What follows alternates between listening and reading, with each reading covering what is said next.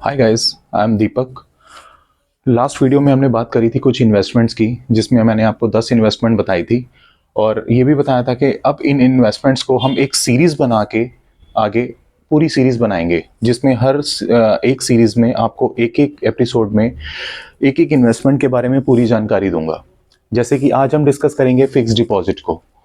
Fix deposit का क्या क्या टेन्योर होता है, फिक्स डिपॉजिट में अमाउंट कितना डिपॉजिट करा सकते हैं, प्री मैच्योर विड्रॉल में क्या क्या हमारा इंटरेस्ट रेट कितना कटता है, रिटर्न कितना मिलता है, इंटरेस्ट पे कितना पे आउट ऑप्शन, किस किस तरीके से हमें पे आउट मिलता है, टैक्सेशन किस तरीके से हम उससे बचा सकते हैं अपने टैक्स को, एफडी से कितना उस पर लोन मिलता है और कहाँ कहाँ ये एफडी हम करवा सकते हैं। एफडी आपको पता ही होगा, हमारे इंडिया की एक सबसे बहुत अच्छी इन्वेस्टमेंट मानी जाती है, जिसमें सेफ और सिक्योर इन्वेस्टमेंट होती है और इसमें हम अपने पैसे को सेफ रख सकते हैं और मंथली पे आउट हमें भी मिलता है। इसमें काफ़ी ज़्यादा हम अच्छी इन्वेस्टमेंट इसलिए इसको मानी जाती है कि इसमें कोई हमें डर नहीं होता और ये पॉइंट्स इसमें होते हैं। जैसे कि पहला हम पॉइंट ले लेते हैं टेन्योर का। ये टेन्योर 7 से लेके 10 साल तक हम करा सकते हैं और इसमें पर डे के हिसाब से हमें किस किस तरीके से, जैसे 7 दिन की हो गई इसमें अलग इंटरेस्ट मिलता है, इसमें 1 साल हो गया तो उसके अलग इंटरेस्ट मिलता है, इसमें 10 साल हो गया, 5 साल हो गया, उस तरीके से हमें इंटरेस्ट का पे आउट मिलता है। दूसरा आ जाता है अमाउंट हम मिनिमम अमाउंट इसमें 100 रुपये डिपॉजिट करते हैं और मैक्सिमम अमाउंट की कोई लिमिट नहीं है इसमें। प्री मैच्योर विड्रॉल इसमें अलाउड है। प्री मैच्योर जो होता है कि हमें पैसे की ज़रूरत है, मान लो कि हमें कभी भगवान ना करे कुछ हो जाए, घर में कुछ ऐसी ज़रूरत पड़ जाए पैसे की, तो हमने मान लो 1 लाख की एफडी करा रखी है, उस 1 लाख पे हमने 1 साल के लिए करा रखी है और 1 साल में हमें 1 लाख का 1,08,000 1,07,000 समथिंग जो भी इंटरेस्ट रेट होगा उस हिसाब से मिलना होता है। लेकिन अगर हमें उसको 6 मंथ्स में तुड़वानी है, बाई चांस हमारे घर में कोई प्रॉब्लम हो गई है, तो उसको हमने तुड़वा के कुछ हमें इंटरेस्ट देना पड़ता है, तो हम उसको प्री मैच्योर टाइम से पहले ही तुड़वा सकते हैं। तो हमें बैंक को या पोस्ट ऑफिस को या किसी भी जहां हमने एफडी करा रखी है, तो हम उसको तुड़वा के कुछ इंटरेस्ट देके अपना अमाउंट विड्रॉ कर सकते हैं। इसमें अगला पॉइंट आ जाता है return. Remain fixed on as per the booked interest rate. हमारा जो हमने जहां पे हमने एफडी करवाई है, वहाँ पे अगर हमें कुछ, जिस टाइम हमने जो एफडी करवा दी है, मान लो कि हमने 2024 में एक एफडी करवाई है, तो उसका इंटरेस्ट रेट उसी टाइम वो फिक्स हो जाता है।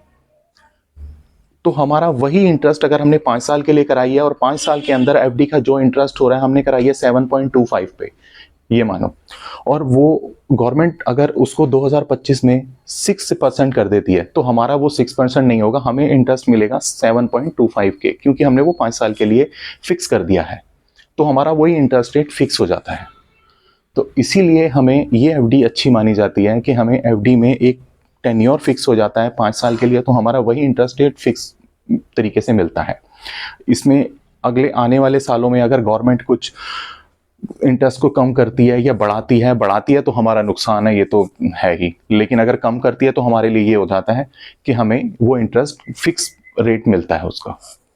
अगला पॉइंट आ जाता है इंटरेस्ट पे आउट ऑप्शंस। कौन कौन से ऑप्शंस होते हैं जिसमें हम इंटरेस्ट ले सकते हैं? जैसे कि आप देख सकते हैं, मंथली इंटरेस्ट ले सकते हैं, क्वार्टरली इंटरेस्ट ले सकते हैं, हाफ ईयरली ले सकते हैं, एनुअली ले सकते हैं। मंथली भी इंटरेस्ट हमें मिलता है कि हमें अगर मान लो किसी को मंथली एक पे आउट की ज़रूरत है, तो उसको मंथली पे आउट मिल सकता है। अगर उसको क्वार्टरली चाहिए, क्वार्टरली मीन्स हो गया 3 महीने का इंटरेस्ट, तो वो 3 महीने के अंतराल में अपना इंटरेस्ट को निकलवा सकता है, ऑटोमेटिकली उसके अकाउंट में भी ट्रांसफर हो सकता है अगर आप ईसीएस करवा लेते हैं। तो हाफ ईयरली होता है, हाफ ईयरली पे भी आप बैंक को बोल सकते हैं कि उसमें कुछ जब फॉर्म भरेंगे उस फॉर्म में ऑप्शंस होते हैं, आपको मंथली चाहिए, क्वार्टरली चाहिए, आगे हाफ ईयरली चाहिए या एनुअली चाहिए। एनुअली मीन्स होता हो गया 1 साल का इंटरेस्ट आपको एक साथ चाहिए या पूरा पैसा आपको एक साथ चाहिए। तो ये हो गया हमारा इंटरेस्ट पे आउट ऑप्शन। आगे taxation of return, interest income taxed as per the depositor tax slab. अगर हम एफडी कराते हैं और अगर उसने 10,000 से हमारा ऊपर अगर हमें इंटरेस्ट मिल रहा है साल का, तो मान के चलो कि हमारा इंटरेस्ट कटेगा, गवर्नमेंट हमसे इंटरेस्ट लेगी और हम जिस स्लैब में आते हैं, हमारा मान लो कि 10% में आते हैं, 5% में आते हैं, 30% में आते हैं, वो हमारी इनकम स्लैब के हिसाब से एक डिसाइड होता है जो गवर्नमेंट ने डिसाइड कर रखा है, तो उस हिसाब से हमारा इंटरेस्ट रेट कटेगा। और अगर हम, एक चीज और है इसमें कि अगर हम 5 इयर्स लॉकिंग पीरियड जो होता है वो टैक्स के लिए होता है। अगर हमने 5 साल के लिए ये एफडी करवा रखी है तो हमारा टैक्स रिबेट हमें मिल जाता है। तो 5 साल का या 10 साल में अगर हम लॉन्ग टर्म के लिए कोई भी हम एफडी करवाते हैं तो उसमें हमारा टैक्स बच जाता है।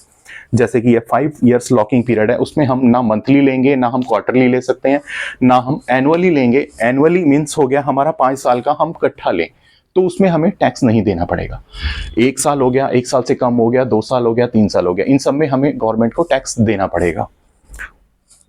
और एक अगला पॉइंट आ जाता है इसमें लोन। हम अपनी एफडी, मान लो हमने 1 लाख की एफडी करवा रखी है और हमें 1 साल के लिए कराई है, चाहे वो 3 साल के लिए कराई है, तो हमें क्या होता है उस एफडी का टोटल अमाउंट का 90% हम लोन ले सकते हैं। उस एफडी को रख के उस बैंक से हम लोन ले सकते हैं या पोस्ट ऑफिस में।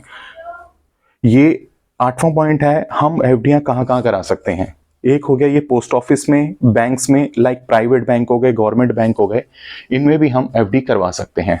ये पोस्ट ऑफिस में अलग अलग इंटरेस्ट रेट होता है, हर बैंक का अलग इंटरेस्ट रेट है। ये भी मैं आपको नेक्स्ट वीडियो में आपको एक फिक्स्ड डिपॉजिट का बिल्कुल बता दूंगा कि हर महीने या किस हिसाब से इंटरेस्ट रेट चेंज होते रहते हैं, जस्ट लाइक आरडी।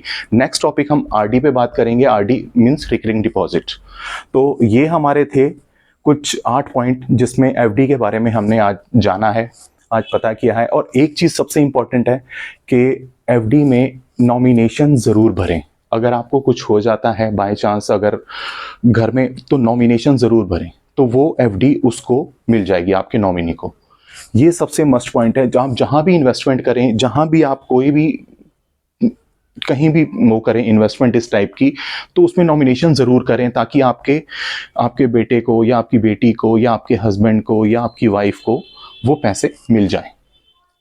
तो इसलिए ये नॉमिनेशन भरना हर चीज में जरूरी है, ये जरूर याद रखें, नॉमिनेशन जरूर भरें। Thank you. और वीडियो अच्छी लगी तो जरूर सब्सक्राइब करें और आगे शेयर करें और लाइक जरूर करें, इससे मेरा मोटिवेशन बढ़ता है। ये मेरी सेकंड वीडियो थी, अच्छी लगे तो थैंक यू सो मच।